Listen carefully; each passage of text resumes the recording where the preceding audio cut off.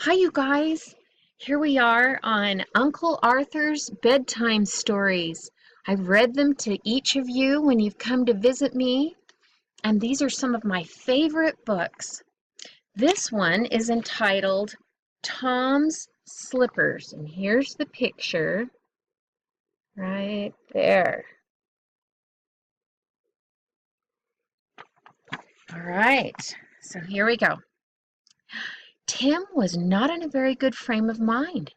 He was inclined to grizzle, if you know what that means.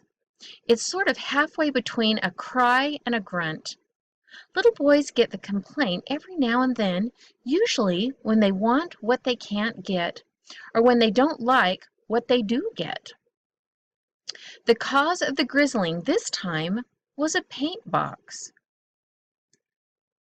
You see, Tim had a paint box, and Tom, his brother, had a paint box. Unfortunately, Tom had used up all the paints in his box. He liked to pour lots of water into his paints and then paint big pictures for Daddy on Daddy's newspapers. So, of course, his paint box was soon empty. That being the case, Tim began to cast longing eyes on Tim's paint box.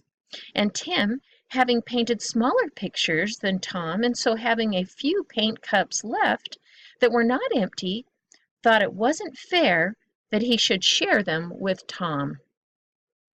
Whereupon there was a strong difference of opinion about the matter. Here's the next picture here. I can go the correct way. It's like the opposite way you would think. Okay. Tom made a grab of Tim's paint box, and Tim sought to defend his possession by jabbing Tom in the nose with his paintbrush. Altogether it was a very unseemly quarrel, and matters might have become very much worse had not Mamma suddenly come to the scene and marched both boys out to the garden to cool off.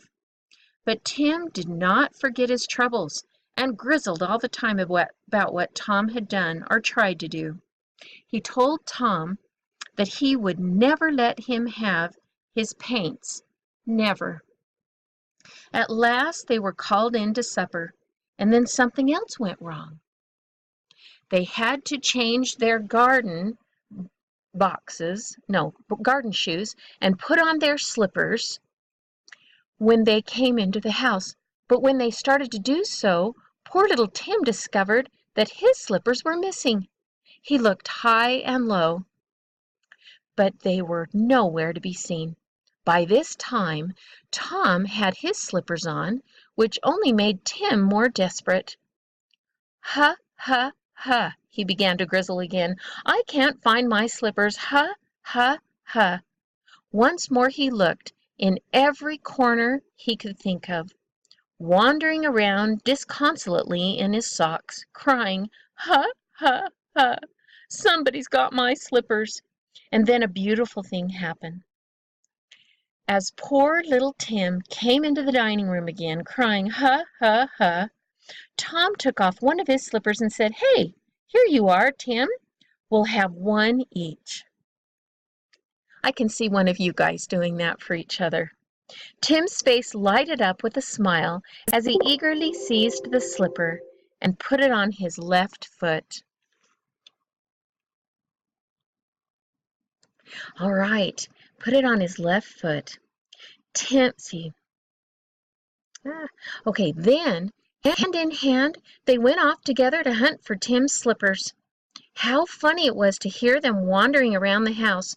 Clod, clump, thump, clod, thump, clod, thump, each one with a foot in a slipper. Suddenly there was a cry of joy. Tim's slippers had been found, in their usual place, of course, under his bed.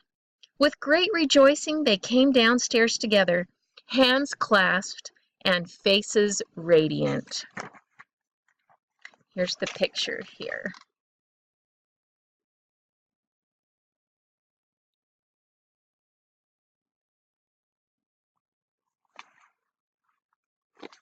After supper, They were allowed to stay up a little while, as Mama wanted to finish the ironing before putting them to bed.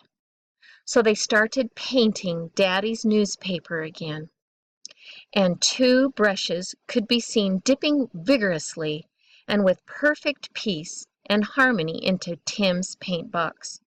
Tom's happy little thought had driven all the grizzles away.